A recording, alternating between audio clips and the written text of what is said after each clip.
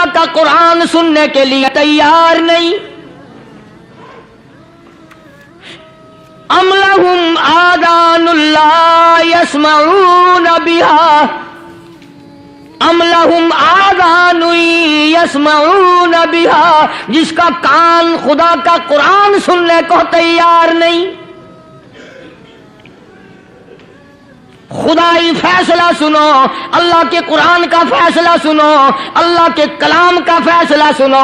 جس کا کان میرا کلام سننے کے لیے تیار نہیں، جس کو میرا قرآن سن کے مزہ نہیں آتا، جس کو میرا کلام سن کے حلاوت نہیں آتی، جس کو میرا کلام سن کے لذت نہیں آتی، جس کی روح تازی نہیں ہوتی، جس کو لطف نہیں آتا، جس کو کیف نہیں آتا، جس کو سرور نہیں آتا، جو میرا قرآن سننے کو تیار نہیں، جو میرا قرآن آنکھوں سے دیکھنے کو تیار نہیں، جو میرا قرآن سننے سمجھنے کے لیے تیار نہیں.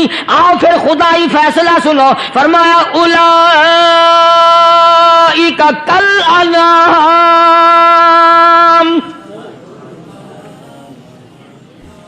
میرا فیصلہ نہیں، کسی پارٹی کا فیصلہ نہیں، کسی فرقے کا نہیں، کسی طبقے کا نہیں، کسی جماعت کا نہیں. فرمایا اولئک الانعام.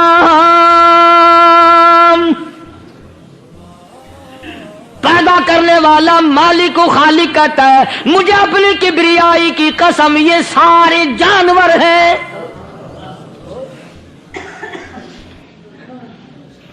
یہ سارے کے سارے جانور ہیں، یہ درندے ہیں جو ایک دوسرے کو چیر پاڑ کر کھاتے ہیں، یہ درندے ہیں جو ایک دوسرے کا خون پیتے ہیں. فرمایا بل ہم اضل، جانوروں سے بھی بدتر.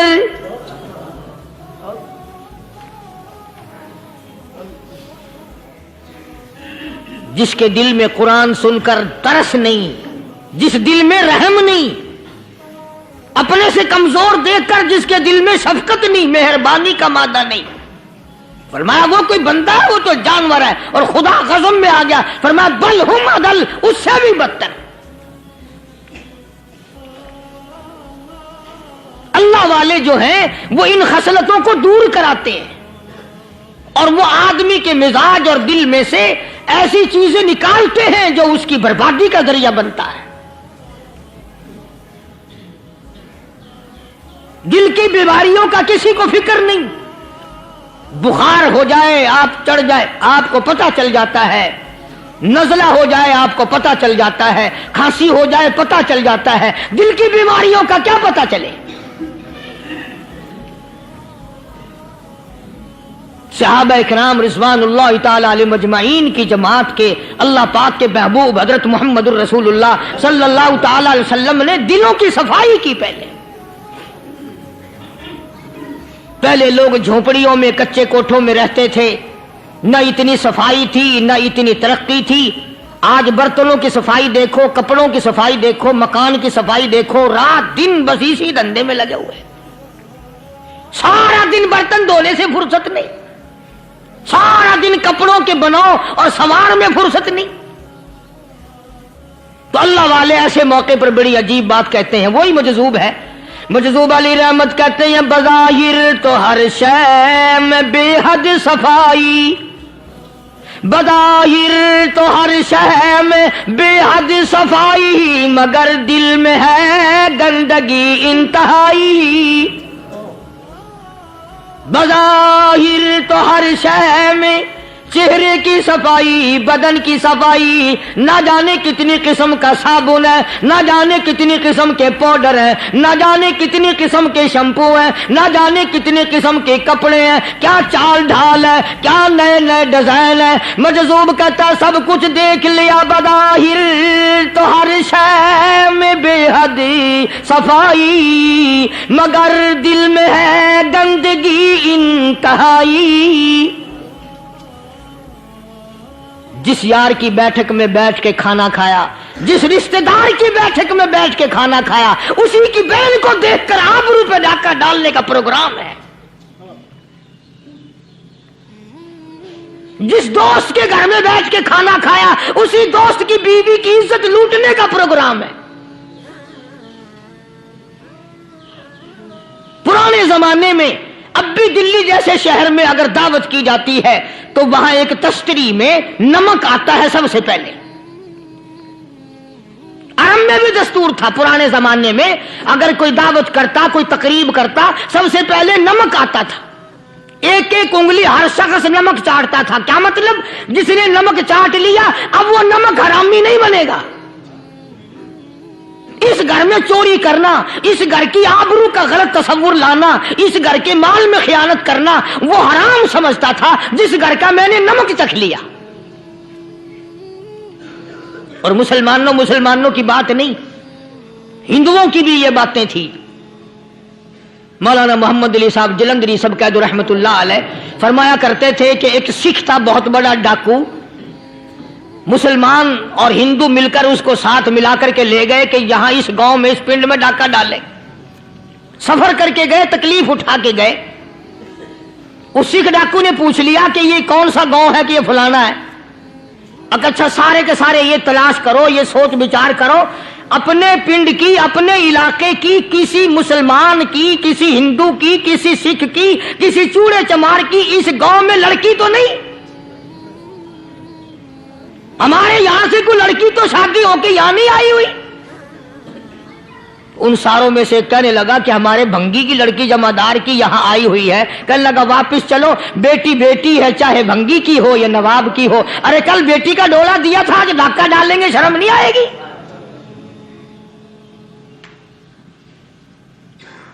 آج وہ تصور کہاں چلے گئے اور ہم سب روتے پھرتے ہیں سکون نہیں، سکون نہیں، اطمینان نہیں. ارے اطمینان آئے گا کیسے؟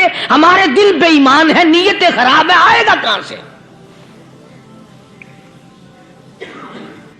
صحابہ کرام رضوان اللہ تعالی علیہ مجمعین کی جماعت نے اس قدر اس بات پہ محنت کی اور کوشش کی کہ غلط لقمہ بھی پیٹ کے اندر نہ چلا جائے. چنانچہ میں علی الاعلان کہتا ہوں 1,29,000 صحابہ کرام کالی کملی والے کے دیوانے اور پروانے، حضور کے یار جانثار، حضور کے ساتھ فاقہ کھانے والے، پھاقوں مرنے والے، پتھر کھانے والے، اپنے بچوں کے ٹکڑے ہوتے ہوئے دیکھ کر لا الہ الا اللہ محمد الرسول اللہ کی صدا بلند کرنے والے صحابہ کرام کا یہ حال تھا. پیدل سفر کر کے جاتے تھے یہودی عیسائی، شام نکل گئے، فلسطین نکل گئے، ہندوستان آ گئے، 2 سال لگ جاتے تھے. اپنی جوان بیٹیوں کو مسلمانوں کے گھروں میں چھوڑ کے آ جاتے تھے. کبھی نگاہ نبوت نے جن کو رنگ دیا تھا کبھی کسی صحابی پہ ذرہ برابر الزام نہیں لگا.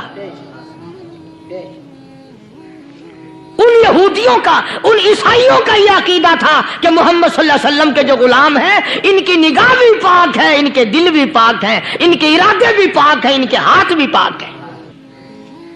مصر کے گورنر نے، مصر کے جنرل کرنل نے خط لکھا سیدنا فاروق اعظم رضی اللہ تعالی عنہ کی خدمت میں.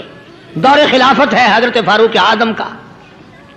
کیا خط لکھا کہ حضور مجھے کافی وقت گزر گیا ہے اور فلاں علاقے میں آپ کے حکم سے ہم نے جانا ہے اور راستہ صرف ایک ہے اور اس راستے میں جال بچھا دیا گیا. اب مجھے مشورہ دیں میں کیا کروں، حکم دیں مجھے. جال کیا بچھا دیا گیا کہ ہمیں پتا چل گیا ہے عیسائیوں نے پروگرام بنایا، سینکڑوں لڑکیاں تلاش کر کر کے بڑی خوبصورت حسینہ اکٹھی کی ہیں، ان کو گانے بجانے کی ٹریننگ دی ہے، ان کو اچھی اچھی آوازوں والی لڑکیاں ڈھونڈ کے لائے ہیں اور انہوں نے یہ پروگرام بنایا کہ جب مسلمانوں کی فوج اس گلی سے گزرے گی ان کوٹھوں کے اوپر چڑھ کے گانا بجانا کریں گے تاکہ ان کے دل میں بدماشی آئے اور ان کا بیڑا غرق ہو.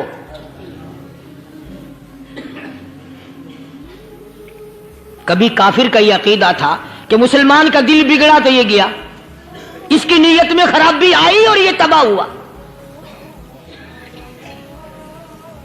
جناب فاروق اعظم رضی اللہ تعالی عنہ نے اسے یہ خط نہیں لکھا کہ تو قرآن پڑھا کر، تو نفل پڑھا کر. امیر المومنین خلیفۃ المسلمین سیدنا فاروق اعظم رضی اللہ تعالیٰ عنہ نے اپنے جنرل کرنل کو خط لکھا کہ اس میں لمبی چوڑی فکر کی کوئی بات نہیں، اس میں کوئی پریشانی والی بات نہیں، کوئی سوچ و بچار والی بات نہیں، سارے تیری فوج میں تیری کمان میں مسلمان ہیں، سب کو اکٹھا کر لے، ساروں کو اکٹھا کر کے قرآن کریم کے سورت نور کی 2 آیتیں سنا دے۔ یہ بھی نہیں فرمایا کہ سزا سناؤ، اتنے کوڑے لگیں گے، جو خلاف کرے گا یوں قید ہوگی، یہ کورٹ مارشل کر دیا جائے گا، کچھ نہیں۔ جناب فاروق اعظم رضی اللہ تعالیٰ عنہ کی رائے دیکھو، ان کے خیال میں قرآن کریم میں اتنی بڑی طاقت ہے، اتنی بڑی عظمت ہے، اتنی بڑی کرامت ہے، کلام الہی میں اتنا بڑا شرف ہے، اعلان کر دیا، فرمایا اپنے کرنل کو ساری فوج کو لشکر کو اکٹھا کر کے قرآن کریم کی فلاں فلاں آیت سنا دے۔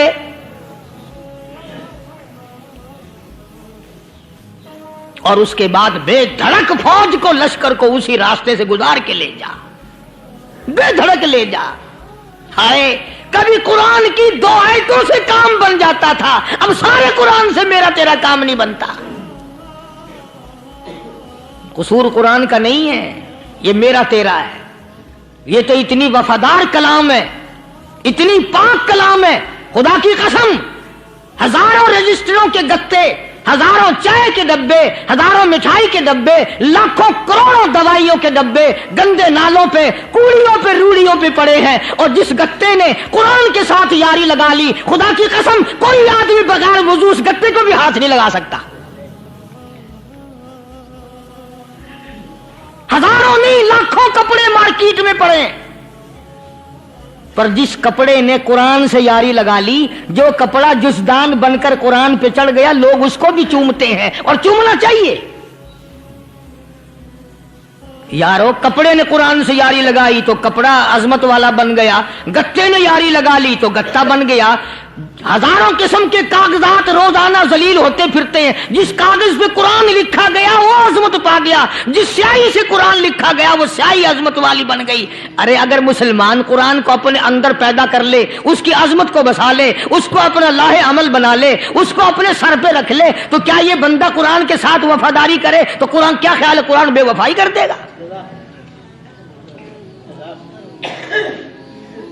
یقین نہیں، یقین اصل بات اعتقاد کی ہے۔ یقین کا تو یہ عالم بنا ہوا کہ اگر کوئی چوری کا معاملہ ہو جائے اور کسی پر شبہ ہو، اگر اسے کہو کہ قرآن اٹھا دے تو دیر نہیں لگائے گا، اور اگر کہے کہ فلانی خانگاہ کا کنڈا مار دیا کہ یہ کام میں نہیں کرتا۔ خانگاہ کے کنڈے پہ ایمان ہے، قرآن پہ ایمان نہیں۔ اس پر یقین ہے کہ پیر اندھا کر دے گا، اور یہاں یقین نہیں کہ جس خدا نے پیدا کیا اگر میں نے جھوٹا قرآن اٹھایا تو وہ برباد کر دے گا۔ عجیب عجیب لوگ ہیں۔ چنانچہ مصر کے کرنل نے، مصر کے جنرل نے ساری فوج کو اکٹھا کر لیا۔ اس نے بھی یہ بات تو نہیں کہی کہ فاروق اعظم کو دوبارہ خط لکھتا کہ حضرت یہ تو 2 آیتیں آپ نے لکھی، یہ تو سارا قرآن روز پڑھتے ہیں، پر بنے گا کیا؟ جیسے فاروق اعظم کا یقین تھا، فاروق اعظم کی فوج کے کرنل کا بھی یقین ہے، فاروق اعظم کے فوج کے جنرل کا بھی یقین ہے۔ اس نے ساری فوج کو اکٹھا کیا، لشکر کو جمع کیا، اور اس کے بعد کہنے لگا قل للمؤمنین یغضوا من ابصارکم وَيَحْفَظُوا فُرُوجَهُمْ ذَلِكَ أَزْكَىٰ لَهُمْ إِنَّ اللَّهَ خَبِيرٌ بِمَا يَصْنَعُونَ۔ او لوگوں، خدا تمہیں کہتا ہے اپنی آنکھوں کی حفاظت کرو، اگر تمہاری نظریں غلط جگہ پڑی اپنی عزت کی حفاظت کرو، اپنی آبرو کی حفاظت کرو، اگر غلط نظریں پڑی، غلط استعمال ہوئی، ان اللہ خبیر بما یصنعون،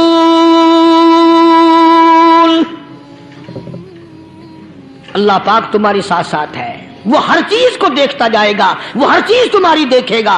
चुनाचे तारीख शाहिद है, इब्न हशाम ने लिखा है, इब्न खुल्दून ने लिखा है और कई मुअर्रिखीन ने लिखा है कि जब मुसलमान जर्नल ने, मुसलमान कर्नल ने अपनी फौज को कुरान की 2 आयतें सुनाई और इसके बाद हुक्म दिया चलो, तमाम का तमाम लश्कर चल रहा है, उधर ढोल बजा, धमाके बजे, गाना शुरू हुआ, गाना बजाना शुरू हुआ, सारी फौज निकल गई, सारा लश्कर चला गया। लड़कियों ने देखा कि ये तो खत्म हो गए, नीचे आवाज दे के कहने लगी और जाने वालों ये सारी फौज कई अंधों की फौज तो नहीं।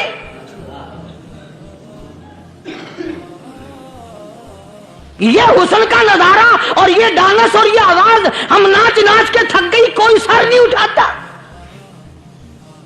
और आज देख लें आप, हर घर के ऊपर वो लगा हुआ है एरियल, लानत का एरियल लगा हुआ है, लानत का एरियल।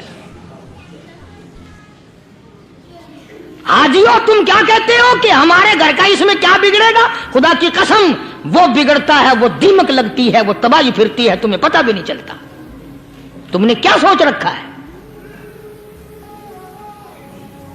मुसलमान कर्नल के हुक्म पे सारी फौज निकल गई, नाचने वाली गाने वाली लड़कियां ईसाइयों की हैरान है।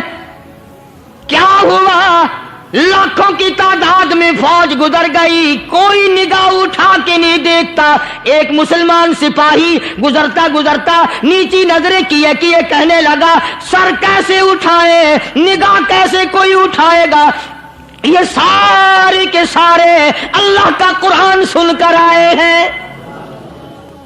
कैसे कोई निगाह उठाएगा, कैसे कोई सर को उठाएगा? ये सारे के सारे अल्लाह का कुरान सुनकर आए हैं।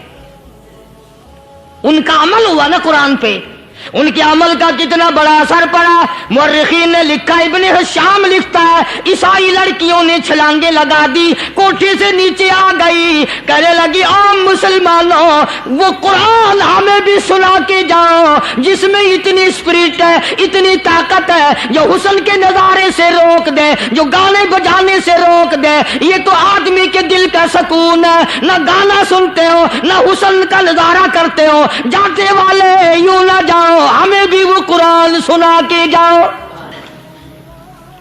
उस कुरान में कितनी बड़ी ताकत है, वो कितनी अजमत होगी उसमें, उस कलाम में कितनी बरकत होगी, जिस कलाम में ये तासीर है कि वो ऐसी ऐसी चीजों से रोक देता है। चुनाचे एक मुसलमान सिपाही चलता भी जाता है और कहने लगा वकुल्लिल मुमिनीन,